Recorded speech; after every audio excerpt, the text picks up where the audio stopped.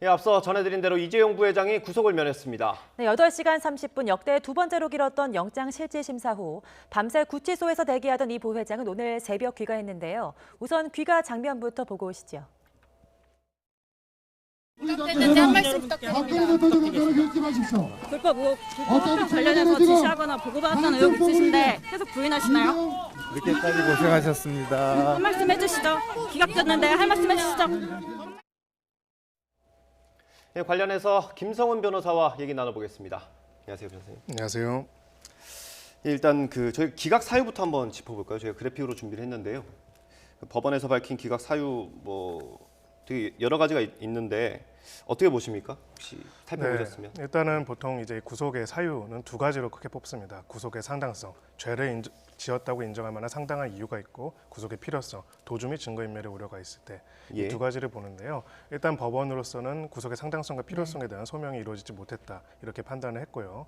다만 이제 이 워딩을 그대로 다 읽어보면은 기본적 사실관계에 대한 부분들은 어느 정도 소명이 됐고 검찰이 상당한 증거를 확보한 부분이 있다. 하지만 지금 불구속 재판의 원칙, 기본적인 형사소법의 원칙상 불구속 수사, 불구속 재판의 원칙을 비추어 봤을 때 관련돼서 구속의 상당성과 필요성, 지금 구속할 필요성을 인정하기는 어렵다라는 것이고요. 또 덧붙여서 사안의 중대성을 고려해 봤을 때 과연 이 사건 같은 경우에는 여러 가지 재판 절차에서 충분한 심리를 거쳐서 하는 게 좋지 어떻게 보면 하룻밤 안에 이 부분에 대해 가지고 판단을 하는 것들이 적절하지 않다라는 판단을 한 거라고 보입니다.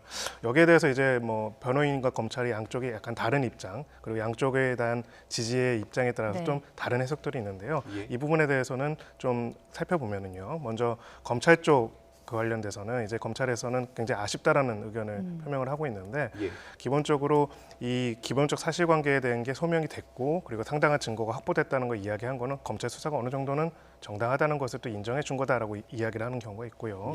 반면에 이제 어쨌든 간에 이 워딩 중에서 구속의 상당성과 필요성이 소명이 안 됐다라고 봤는데 상당성이 소명이 안 됐다는 거는 이 범죄 사실 자체가 소명이 안 됐다는 것이다라고 변호인 측에서는 주장하고 있는 그런 상황입니다.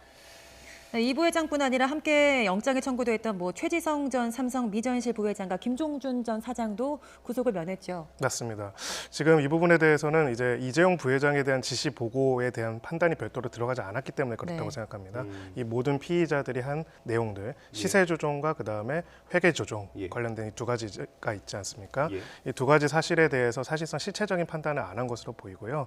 영장 재판부로서는 어떻게 보면 이번에 이 영장 기각 혹은 발부로 인해 가지고 범죄 사실에 대해서 소명이 됐다든지 범죄 사실이 아니라든지 이런 일응의 판단을 했다라는 것을 보여오고 싶지 않다라는 어떻게 보면 이런 내용들은 향후의 재판 절차에서 밝혀지는 것이 맞다라고 본다는 판단을 드러냈다고 볼 수가 있습니다. 그럼 결국 재판부 그러니까 지금 영장 실질 심사를 담당한 판사 입장에서는 여기서 유무죄를 판단할 게 아니라 향후 재판에서 가려보자 이런 취지로 받아들여야겠네요. 맞습니다. 20만 페이지에 달하는 기록들이 있고요. 영장 청구에 관한 의견서는 수백 페이지라고 이야기를 했습니다. 어떻게 보면 우리가 이제 기존의 관행상으로는 구속영장이 단계에서 사실상 어느 정도 혐의 사실에 대한 판단이 이루어지는 경우들이 있었는데요. 이 사건의 중대성이나 내용의 복잡성들을 봤을 때는 검찰도 그리고 피고인도 충분하게 관련된 내용들을 공식 재판 절차에서 다투는 것이 맞지 영장 단계에서 보기는 어렵고 그렇다면 이제 나아가서 남은 판단이 될 부분들은 과연 지금 구속을 할 필요성이 있는가에 하는 부분인데 이 구속의 필요성에 대해서는 지금 단계에서는 인정하기가 어렵다라고 본 것입니다. 그래서 두 가지가 있는데요. 결국은 구속의 상당성과 필요성이 소명이 안 됐다라고 이야기는 하지만 사실 기각 사유의 전체적인 내용을 보면은 현실적으로는 구속의 필요성이 인정되지 않는다. 즉 도주 및 증거인멸의 우려가 없다라는 것이 가장 중요하게 작용된 걸로 보입니다. 그렇다면 앞으로 이제 불구속 수사를 하게 될 텐데요. 이 재판 과정에서 어떤 혐의가 가장 중점이 될까요?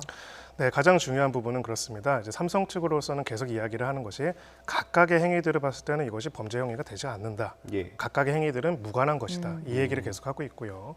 이번에 그 검찰에서 이야기했던 건 프로젝트 G라는 거죠. 결국 이 모든 각각의 행위들은 개별적으로 볼 것이 아니라 하나의 통합적으로 볼 필요가 있고 결국 이재용 부회장에 관련된 경영권 승계라는 큰 목적을 위해서 그룹 전체가 움직인 것이다라는 관점을 이야기를 할 것입니다. 이것에 따라 가지고 이 두 가지가 다르게 보여질 거고요. 가령 이제 시세 조종이라든지 이 회계 부정이라든지 이런 모든 것들도 각각의 혐의들에 대해서 다투는 것도 중요하지만은 과연 프로젝트 G라는 것이 있었는가? 그리고 과연 이 모든 것들이 이런 목적을 향해서 일체로서 이루어진 것인가라는 예. 부분들이 가장 중요한 다툼의 대상이 될 것입니다. 변호사님 앞서 언급을 해주셨는데 이게 수사 기록만 20만 쪽, 뭐 몇 시간 안에 읽기는 사실상 불가능한 맞습니다. 양인데요. 예. 그 이 많은 자료 중에도 그 검찰의 이른바 그 스모킹건이 없었다 이렇게 볼 수 있을까요? 있었다고 저는 생각합니다. 대표적으로 두 가지가 있을 거라고 생각합니다. 네. 프로젝트 지휘에 관련된 보고서 예. 그리고 지금 일부 보도에서 나오는 내용은 부회장 보고필이라고 하는 그런 보고서가 있다는 게 나타났습니다. 그렇다면은 결국은 이제 경영권 승계 작업을 한다는 거, 승계 작업을 위해서 큰 그림을 이런 식으로 그린다는 것 자체는 이재용 부회장도 충분히 알고 인지한 상태에서 했던 것이다라고 검찰 쪽에서는 주장을 했을 것이고요. 예.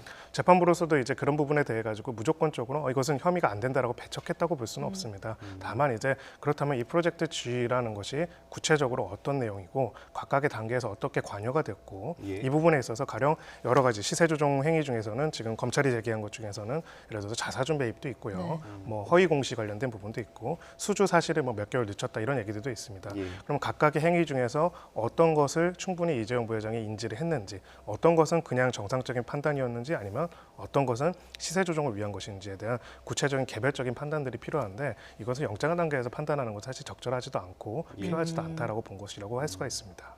그렇다면 뭐 결정적인 증거는 있었을 테지만 그거는 본안 재판에서 다투겠다 이런 말씀이시죠? 그렇습니다. 결국은 이 결정적인 증거와 각각의 행위들이 연결짓는 부분들에 대해서는 본안의 재판에서 앞으로 이제 기소가 이루어진다면은 해당되는 재판에서 충분한 심리를 거쳐서 해야 한다라고 본 것이고요.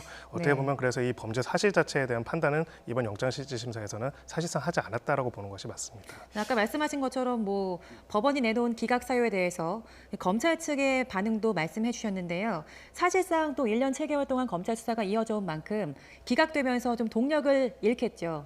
뭐 아무래도 이제 굉장한 네. 부담을 안게 네. 되겠죠. 특히나 이제 삼성 측에서 이제 심의위원회 부의를 해달라, 심사를 해달라고 한 상황이기 때문에 이런 영장이 기각된 사유들이 거기서 이제 계속 언급이 되면서 수사를 계속하고 기소를 하는 것까지도 사실은 막으려고 하는 삼성 측의 의도가 계속 드러날 가능성이 있습니다. 그래서 이제 검찰로서는 관련돼서 이제 어떻게 보면 원론적인 내용이지만 또 필요한 이야기를 한 부분이 영장이 기각됐다는 것이 앞으로 수사를 하지 말라. 혹은 기소를 하지 말라라고 하는 것이 아니라 구속의 필요성을 인정하지 않은 부분이기 때문에 예. 나머지 부분들 잘 수사를 해서 어떻게 보면 기소를 할 내용들을 잘 정리를 해서 앞으로 기소를 하고 공소유지를 하겠다 이런 입장을 밝혔다고 볼 수가 있습니다. 이게 법원에서 영장이 기각되면 이제 관심을 가지는 게 재청구 여부지 않습니까? 어떻게 보십니까? 네, 과거에 이제 이재용 부회장에 대해서 한번 재청구가 그쵸, 됐고 네. 재청구가 돼서 발부가 됐었죠. 예. 근데 기본적으로 이 재벌 회장, 경제적인 권력이든 혹은 정치적 권력에 대한 영장 청구는 굉장히 많은 부담을 가지는 부분이 사실입니다. 예. 그래서 어떻게 보면은 검찰 입장에서도 상당한 국민적인 지지와 여론의 지지가 있어야만 다시 재청구라는 걸로 선택할 수가 있는데요. 지금 현실적으로는 현재로서는 그것이 어려워 보입니다. 예. 무엇보다도 이제 재판부로서는 그 굳이 불구속 재판의 원칙이라는 것을 강조해서 이야기하지 않았습니까? 그럼 결국 이것을 일단은 구속한 상태에서 구속이라는 것 하나의 어떤 디딤돌을 삼아서 수사와 재판을 이어가는 것보다는 예. 이 내용, 이런 내용의 성격을 봤을 때는 이것은 구속 단계에서 판단하기 어렵고 일단 불구속 상태에서 양측이 충분한 방어권이 보장된 상태에서 또 수사나 기소나 혹은 재판을 이어가는 게 맞다라는 판단을 드러냈기 때문에 재청구를 할 가능성은 상대적으로 낮아 보입니다. 네. 어쨌든 삼성에서는 오너가 자리를 비우지 않게 되면서 한숨을 돌리게 됐습니다. 삼성이 이례적으로 이번에 호소문을 발표를 했었죠. 이 같은 전략이 통한 것으로 보십니까? 어느 정도는 영향을 미쳤다고 네. 봅니다. 예, 기본적으로 이제 여러 가지 뭐 경제적인 위기 상황들이 있다는 점, 그 사실은 이제 영장을 발부하는 판사 입장에서도요. 예. 재벌 우리나라에서 가장 큰 재벌 회장을 구속한다는 거 네. 굉장히 큰 심리적 부담감을 가질 수밖에 네, 없는 그렇겠죠. 것입니다. 네. 예. 근데 국민들이 이제 법 앞에 모두가 평등하다, 재벌 회장도 구속돼야 한다라고 이야기를 한다면은 영장 판사가 좀 더 부담을 덜고 할 수가 있지만은 예. 지금 사실 전체적인 여론은 삼성이 지난 이제 한 주말 동안에 굉장히 여론전을 펼쳤기 때문에 네. 이런 부분들을 감안한 부분들이 있었다고 저는 생각을 하고요. 예. 다만 이제 저는 과연 이제 이것이 삼성 측에서 이제 이번에는 맞긴 했지만은 대외적인 신인도나 이런 부분에 있어서는 좀 고민해 부분은 필요가 있다고 생각을 합니다. 예. 총수 개인의 신병에 따라 가지고 회사가 왔다 갔다 할 수 있고 그룹이 왔다 갔다 할 수 있다라는 것을 공식적인 입장으로 밝혔다는 것이 과연 대외적으로 봤을 때는 정상적인 기업으로 볼 수 있는 부분이 있는지에 대한 사실 또 어떻게 보면 새로운 리스크를 드러낸 부분도 있다고 생각합니다. 뭐 지배 구조나 이런 걸 좀 개선을 해야 된다라고 네. 말씀해 주셨는데 그거 관련해서 최근에 또 대국민 사과 기자회견을 맞습니다. 했었잖아요, 삼성에서. 예. 이 부분도 좀 이번에 영향을 미쳤을까요? 어떻게 보십니까? 어떻게 보면 이 부분까지는 아예 고려를 별로 안 하셨다고 저는 생각을 하고요. 결국은 이제 재판부로서는 20만 페이지라는 그 기록이 약간 지식대 상황이라고 저는 생각을 합니다. 그 내용들을 보면서 결국 이 부분들은 정식 재판에서 수개월 동안, 수년 동안 다투는 것이 맞다라고 판단을 한 것이고요.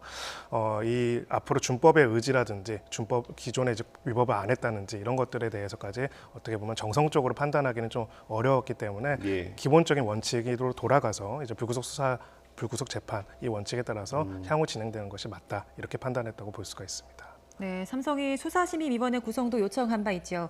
영장이 기각된 상황에서 이 수사심의위원회는 어떻게 진행될까요? 네, 기본적으로 절차상으로는 이제 시민위원회에서 관련된 부분을 심의위원회에 넘길 것인지를 먼저 심의하게 네. 됩니다. 그것이 이제 11일 날 예정이 되어 있고요. 그래서 시민위원들이 관련돼서 논의를 할 때 삼성 측으로서는 변호인 측으로서는 최고의 전략은 어떻게든 시민위원회에서 심의위원회로 넘기도록 하는 것이고요. 두 번째는 심의위원회에서 이것을 수사를 계속하는 게 적절하지 않다라는 판단을 하는 것일 겁니다. 예. 그렇게 되고 만약에 이것이 원칙적으로는 예규상으로는 구속력은 없습니다. 그러니까 검찰이 거기에 따라야 할 건 아니고 존중해야 한다고 되어 있는데요. 하지만 사실 검찰 수사에 있어서는 기소에 있어서는 굉장히 압력이 되겠죠. 그래서 일단은 시민위원회에서 지금 영장 기각 사유가 필요성 부분이 아니라 상당성, 그러니까 죄가 인정될 만한 것이 소명이 안 됐다라는 것들을 집중적으로 부각시킬 가능성이 높고요. 그것을 통해서 기소 전에 관련된 내용들을 막기 위해 노력할 가능성이 높습니다. 지금까지 김성훈 변호사님과 함께 이야기 나눠봤습니다. 네, 오늘 말씀 고맙습니다. 고맙습니다. 감사합니다.